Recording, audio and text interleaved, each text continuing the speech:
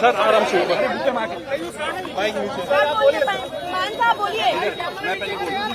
पहले संदीप जी संदीप जी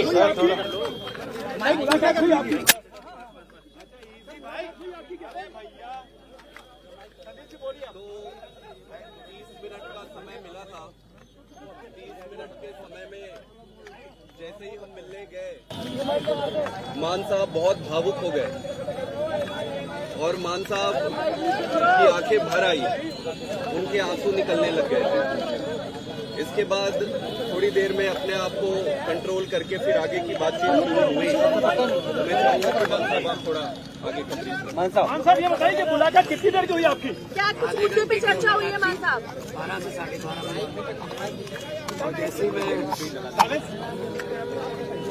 पे मुलाकात की जो कुर्सी थी, तो बहुत दुख हुआ दिल को कि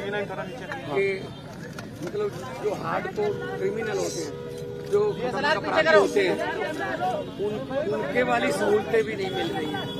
मतलब क्या कसूर, क्या मतलब अरविंद केजरीवाल का कसूर क्या है? मतलब अस्पताल बना दिए, यही कसूर है। उसने मोहल्ला क्लिनिक बना दिए, यही कसूर है। उसने बिजली फ्री कर दी, यही कसूर है। उसने स्कूल बना दिए, यही कसूर है। तो आप उनको ऐसे ट्रीट कर रहे हो जैसे बहुत देश का बहुत बड़ा आतंकवादी पकड़ लिया हो।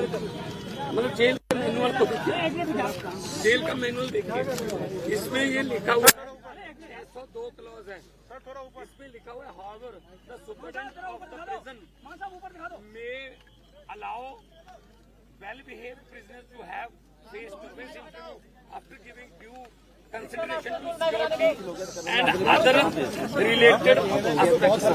मतलब इससे पहले चिदम्बरम साहब जब अंदर थे तो सोनिया गांधी मिलने आती तो उनको 1 to 1 एक कमरे में बिठा के वो मुलाकात कराती थी। आज शीशे के पार जैसे बहुत बड़ा कोई हार्डकोर क्रिमिनल जो है वो बैठा हो सामने, शीशे के पार फोन पे बात करवाई।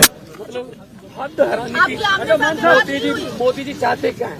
मतलब ऐसे ये ट्रीटमेंट मिलेगी क्या? संदेशा बचाया को सामने नहीं हुई, शीशा लगा हुआ था, फोन पे उधर से फोन पे बात कर रहे थे और शीशा भी ऐसा गंदा शीशा कि शक्ल भी अच्छी तरह के एक दूसरे की नजर नहीं आ रही।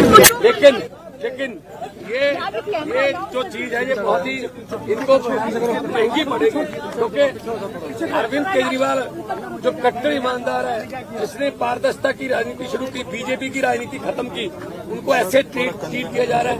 आज मुझे थोड़ा टाइम लगा अपने आप को संभालने में।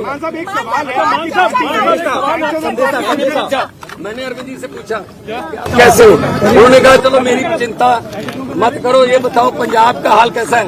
पंजाब में स्कूल बन रहे हैं अच्छे, पंजाब में जो गेहूं की फसल को मंडियों में उठाने का प्रबंध हो गए अच्छे, पंजाब में जो आम आदमी क्लिनिक अच्छे चल रहे हैं, पंजाब में बिजली फ्री मिल रही है। क्योंकि हम लोग तो काम की राजनीति करते हैं, हम नाम की राजनीति नहीं करते। एक सवाल तो मैंने कहा जी बिल्कुल पंजाब भी अच्छा है, असम में जाके आया हूँ, गुजरात जा रहा हूँ, कल दिल्ली में भी प्रचार करूंगा, कुरुक्षेत्र गया हूँ। तो आम आदमी पार्टी जो है एक सोच का नाम है। अरविंद केजरीवाल एक व्यक्ति को तो गिरफ्तार कर लोगे, सोच को कैसे करोगे? आम लोगों के लिए आम लोगों के लिए कन्हैया कुमार के लिए वो खुद दिल्ली से इलेक्शन लड़ रहे हैं। तो इंडिया गठबंधन का अपना एक सवाल है, एक सवाल कह रहा है कि केजरीवाल की जेल में आने के बाद पार्टी में भगदड़ मच चुकी है। पार्टी आम आदमी पार्टी एक डिसिप्लिन ग्रुप है। आम आदमी पार्टी एक बहुत ही मतलब डिसिप्लिन में रहने वाली जमात है। हमारी पूरी पार्टी एक साथ है, चट्टान की तरह हम अरविंद केजरीवाल के साथ खड़े हैं और आएंगे, बाहर आएंगे। और 4 जून को ये बात मेरी नोट कर लेना, स्क्रीन रिकॉर्डिंग करके रख लेना। 4 जून को जब देश में रिजल्ट आएंगे तो आम आदमी पार्टी एक बहुत बड़ी पॉलिटिकल शक्ति बन के उभरेगी। 21 रिटायर्ड जजों ने सीजीआई को सर 21 रिटायर्ड जजों ने जब सर से मिले तो हम सबने पूछा कि सर आप कैसे हैं? आपका हेल्थ तो ठीक है, आप कैसे हैं?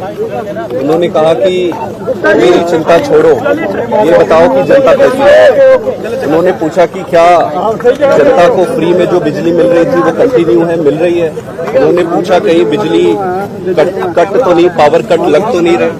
उन्होंने पूछा कि अस्पतालों में जो दवाइयाँ मिल रही थी क्या वो दवाइयाँ अभी भी मिल रही है। उन्होंने पूछा कि बसों में जो यात्रा हो रही थी फ्री में महिलाओं, क्या वो अभी भी कंटिन्यू है। उन्होंने सारी चीजें पूछी कि दिल्ली का हाल कैसा है, जनता कैसे है, और हमने एक एक चीज उनको बताया। उन्होंने ये भी कहा कि अगले हफ्ते से वो 2-2 मंत्रियों को बुलाएंगे और 2-2 मंत्रियों को बुलाकर दिल्ली के सारे कामों का रिव्यू करेंगे। उसके साथ साथ उन्होंने मुझे ये भी कहा कि मैं सभी विधायकों से मिलूं और सभी विधायकों से मिलकर उनको ये कहूं, उनका केजरीवाल साहब का ये मैसेज उनको दूं कि वो अब अपने गली गली में, घर घर में, अपने एरिया में जाके जनता से मिले। किसी को कोई तकलीफ नहीं होना चाहिए, किसी को कोई दुख नहीं होना चाहिए। आज तक जितनी सेवा करते आ रहे थे उससे 10 गुना ज्यादा सेवा करना है। उन्होंने ये भी कहा कि वो जल्दी बाहर आएंगे और जब भी वो बाहर आए जो 1000 रुपए प्रति महीना सभी महिलाओं को देने का वो वादा और बजट पास जो उन्होंने किया है उसको वो पूरा करेंगे। मतलब पूरे समय वो सिर्फ यही पूछते रहे कि दिल्ली की जनता कैसी है, जनता कैसे है, जनता में क्या चल रहा है, सब सुखी तो है। सबसे बड़ी बात ये कही कि संगठन देख रहे हैं बहुत अच्छे तरीके से, और मेरी ड्यूटी इस बात के लिए लगाई कि आपने जगह जगह पे जाना है और इंडिया अलायंस की अगर कोई किसी स्टेट पे जाना पड़े इंडिया अलायंस के लिए वहाँ भी आप जाना है। तो ओवरऑल ये थी, उनको संविधान की चिंता थी कि देश बचेगा तो पार्टी बचेगी, संविधान बचेगा तो पार्टी बचेगी। 21 रिटायर्ड जजों ने चिट्ठी लिखी सीजीआई को कहा कि बदनाम किया जा रहा है। 21 रिटायर्ड जजों ने चिट्ठी लिखी सीजीआई को कहा कि जुडिशरी को बदनाम किया जा रहा है। देखो क्या है, देश में जो हालात हो गए हैं, किसी को पूछ लो, दुकानदार को पूछ लो, वो भी कहेगा गलत हुआ है, ये गलत हुआ है। अरविंद केजरीवाल को गलत उन्होंने अंदर करा है।